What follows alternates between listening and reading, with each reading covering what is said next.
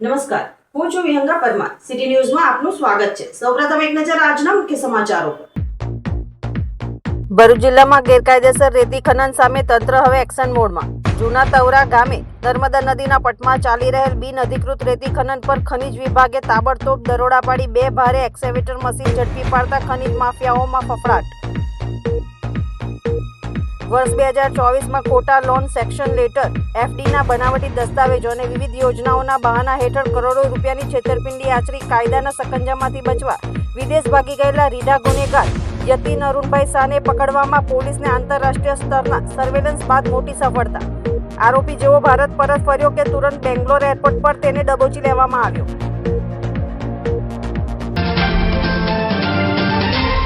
ભરૂચ જિલ્લામાં ગેરકાયદેસર રેતી ખનન સામે તંત્ર હવે એક્શન મોડમાં આવ્યું છે. ભરૂચ તાલુકાના જૂના તવરા ગામે નર્મદા નદીના પટમાં ચાલી રહેલા બિન અધિકૃત રેતી ખનન પર ખનીજ વિભાગે તાબડતોબ દરોડા પાડી 2 ભારે એક્સ્કેવેટર મશીનો ઝડપી પાડતા ખનીજ માફિયાઓમાં ફફડાટ ફેલાયો છે.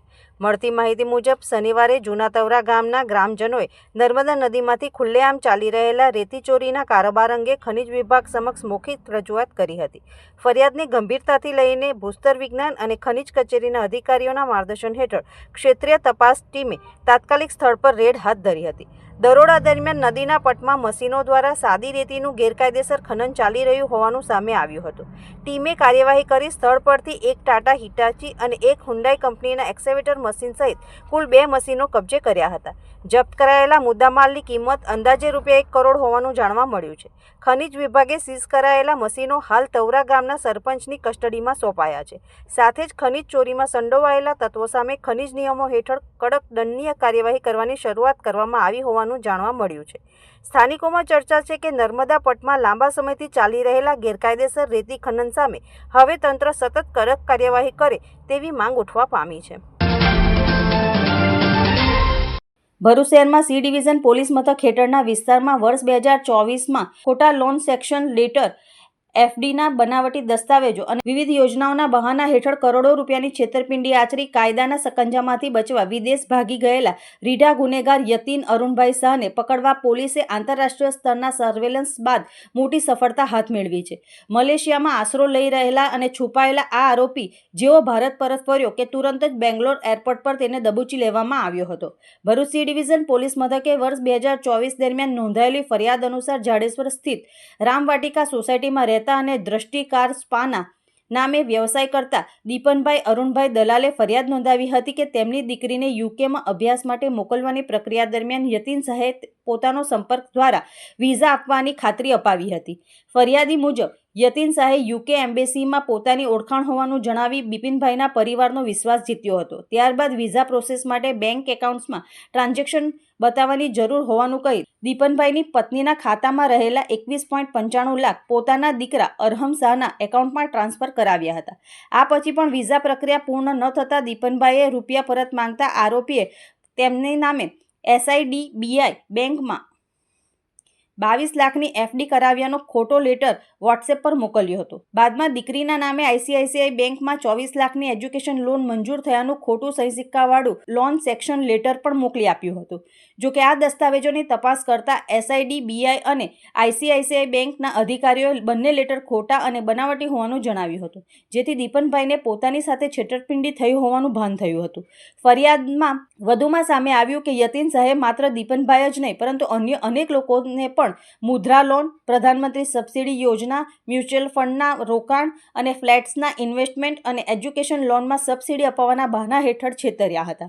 પોલીસ તપાસ મુજબ રાકેશ ભટ્ટ પાસેથી અંદાજે ₹30.70 લાખ, ધ્રુવભાઈ પાસેથી 5 લાખ, તેજલબેન માસ્ટર પાસેથી 11.60 લાખ, સુનિલભાઈ પરમાર પાસેથી 5.95 લાખ, સંદીપ શ્રીવાસ્તવ પાસેથી 3.50 લાખ, સ્નેહલ પટેલ પાસેથી 4.30 લાખ, અલ્પેશ શાહ પાસેથી 24.30 લાખ, રોમેશ ત્રિવેદી પાસેથી 13.90 લાખ, નરેન્દ્ર પટેલ પાસેથી 7.25 લાખ મળી કુલ 1 કરોડ 24 લાખની છેતરપિંડી આચરવામાં આવી હોવાનું સામે આવ્યું હતું. ગુનો નોંધાયા બાદ આરોપી યતીન શાહ ભારત છોડીને મલેશિયા ભાગી ગયો હતો, જેના પગલે ભરૂચ સી ડિવિઝન પોલીસે ટેકનિકલ સર્વેલન્સ અને વિવિધ રાજ્યોના નેટવર્ક સક્રિય કરી તેની શોધખોળ શરૂ કરી હતી. આ દરમિયાન આરોપી મલેશિયાથી ભારત પરત ફરી રહ્યો હોવાની માહિતી મળતા બેંગ્લોર એરપોર્ટ પર એલર્ટ જાહેર કરવામાં આવ્યું હતું, જેના આધારે બેંગ્લોર પોલીસે એરપોર્ટ પરથી જ આરોપીને ઝડપી લીધો હતો. ત્યારબાદ ભરૂચ સી ડિવિઝન પોલીસની ટીમ બેંગ્લોર પહોંચી આરોપીની કસ્ટડી મેળવી ભરૂચ લાવી હતી. હાલ પોલીસે આરોપીને કોર્ટમાં રજૂ કરી વધુ પૂછપરછ અને અન્ય ભોગ બનનારાઓ અંગે તપાસ હાથ ધરી છે.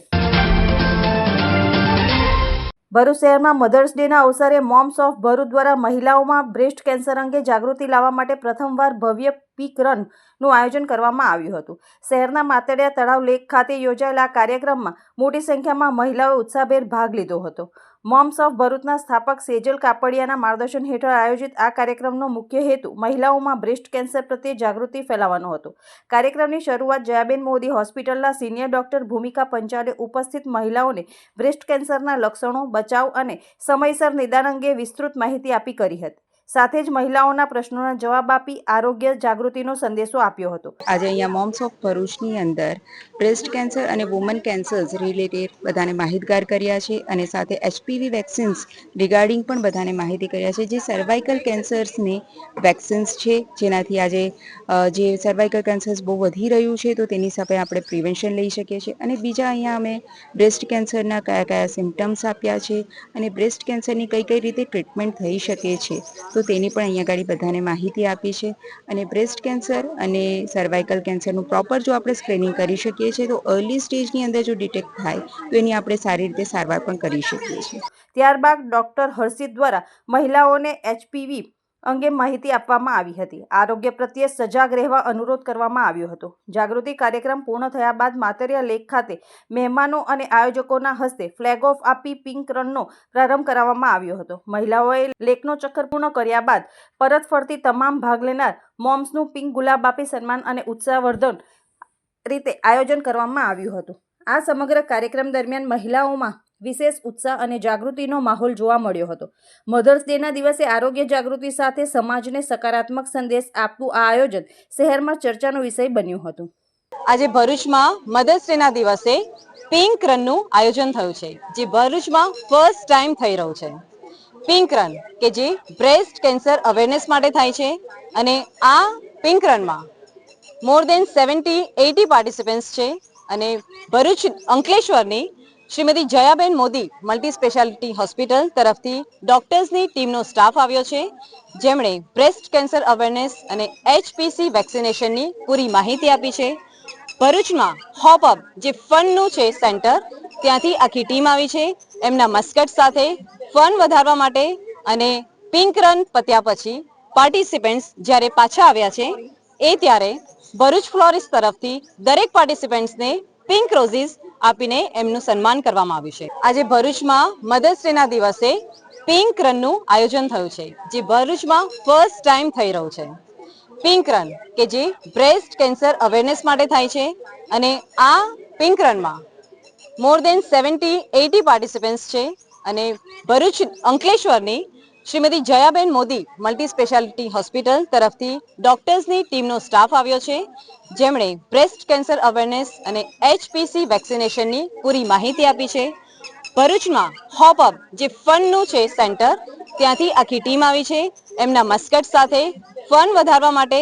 અને પિંક રન પત્યા પછી પાર્ટિસિપન્ટ્સ જ્યારે પાછા આવ્યા છે એ ત્યારે ભરૂચ ફ્લોરિસ્ટ તરફથી દરેક પાર્ટિસિપન્ટ્સને પિંક રોઝીસ આપીને એમનું સન્માન કરવામાં આવ્યું છે.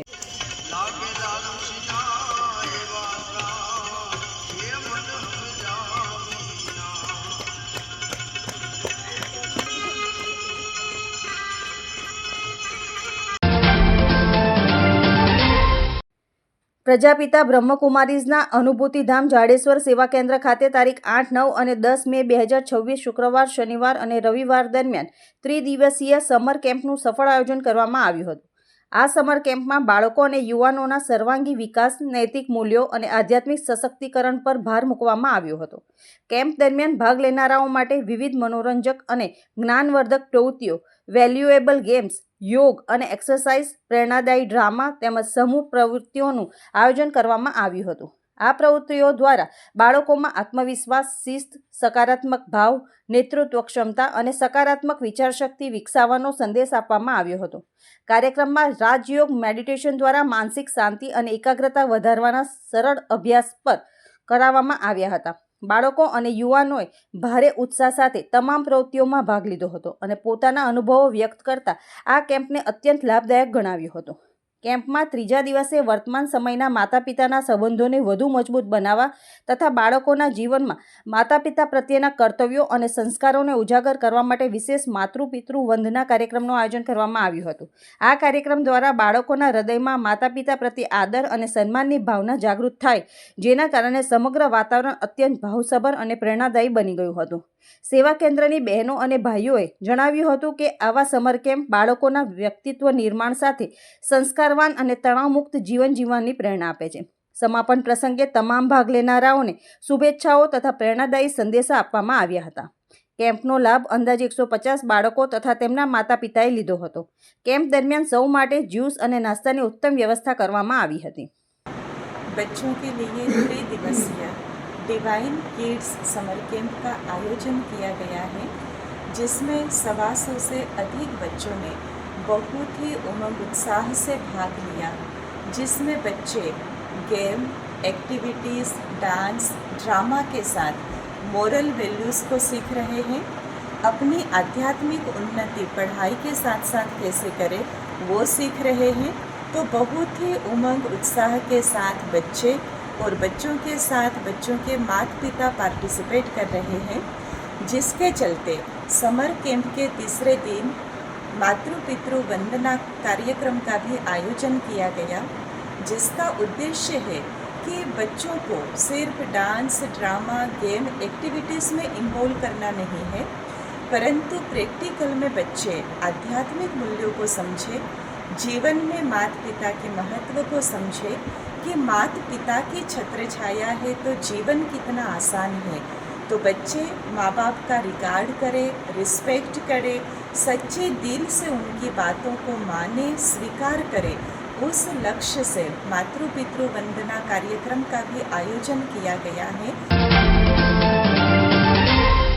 આંતરરાષ્ટ્રીય માનવાધિકાર સામાજિક ન્યાય આયોગ દ્વારા ભરૂચમાં આજરોજ પ્રતિષ્ઠિત ભરૂચ રત્ન એવોર્ડ 2026નું ભવ્ય આયોજન કરાયું હતું. આંતરરાષ્ટ્રીય માનવાધિકાર સામાજિક ન્યાય આયોગ દ્વારા આજરોજ ભરૂચ શહેરના આંગણે એક ભવ્ય સન્માન સમારંભ ભરૂચ રત્ન એવોર્ડ 2026નું આયોજન કરાયું હતું. આ કાર્યક્રમ સમાજમાં ઉત્કૃષ્ટ યોગદાન આપનાર પ્રતિભાઓને બિરદાવવા માટે યોજાયો હતો, જેમાં મુખ્ય અતિથિ વિશેષ આંતરરાષ્ટ્રીય સોશિયલ સેલિબ્રિટી અને world human rights ambassador doctor Santosh બજાજે હાજરી આપી હતી. તેમજ કાર્યક્રમમાં વિશેષ મહાનુભાવો તરીકે ભરૂચ જિલ્લા ભાજપ પ્રમુખ એડવોકેટ પ્રકાશભાઈ મોદી તેમજ ભરૂચ જિલ્લા મધ્યસ્થ સહકારી બેંકના મેનેજિંગ ડિરેક્ટર અજયસિંહ રણા ઉપસ્થિત રહી કાર્યક્રમની શોભા વધારી હતી. ભરૂચ જિલ્લાની નામાંકિત સમાજસેવા સંસ્થાઓમાં મુખ્યત્વે પ્રવીણભાઈ પટેલ, સ્થાપક અસ્મિતા વિકાસ કેન્દ્ર, હેતલભાઈ શાહ, સાર્થક ફાઉન્ડેશન, હેમાબેન પટેલ સંચાલિત સંસ્કૃતિ સમાજ સેવા સંસ્થાન, જાહ્નવીબેન દર્શન સંચાલિત નીચ ફાઉન્ડેશન,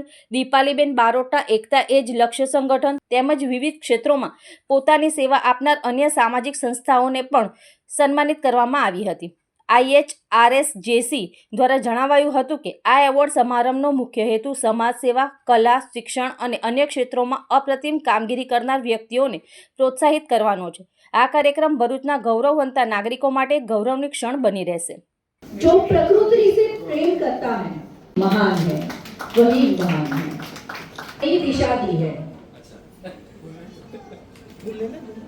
ना ओ खाना जरूरतमंदों तक पहुंचाना और साथ में अबोल जीवों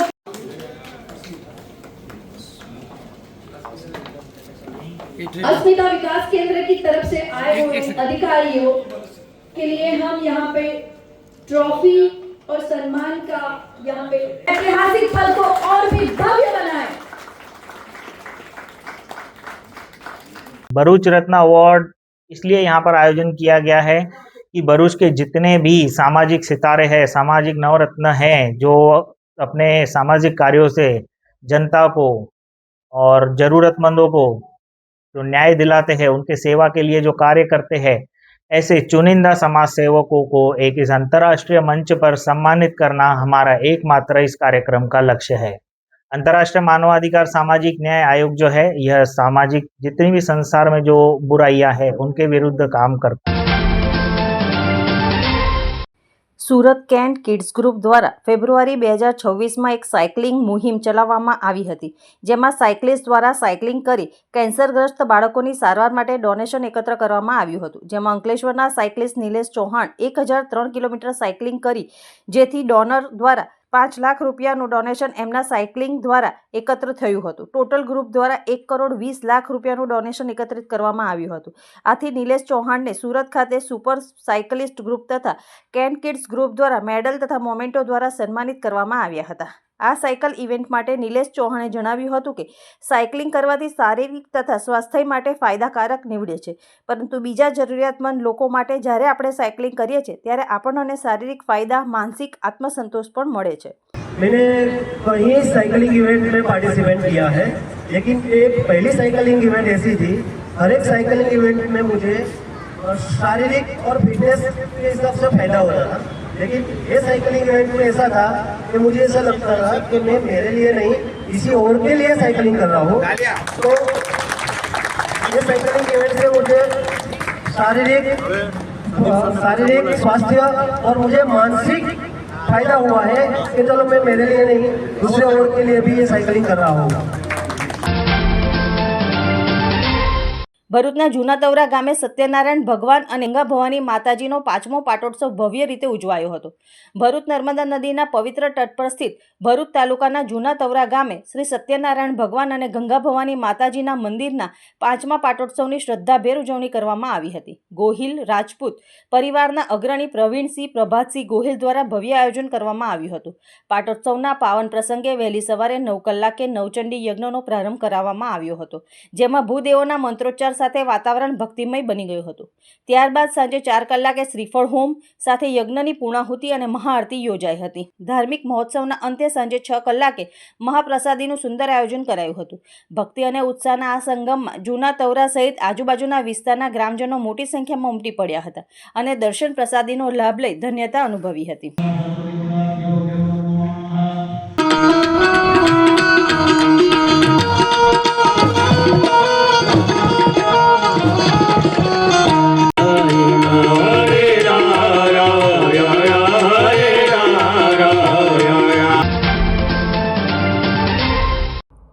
અંકલેશ્વર શ્રી તળપદા કોળી પટેલ સમાજ ઉત્કર્ષ મંડળ દ્વારા આયોજિત પ્રથમ સમૂહ લગ્નોત્સવમાં 6 યુગલોએ પ્રભુતામાં ડગ માંડ્યા હતા. આ પ્રસંગે સમાજના આગેવાનો અને દાતાઓ મોટી સંખ્યામાં ઉપસ્થિત રહ્યા હતા.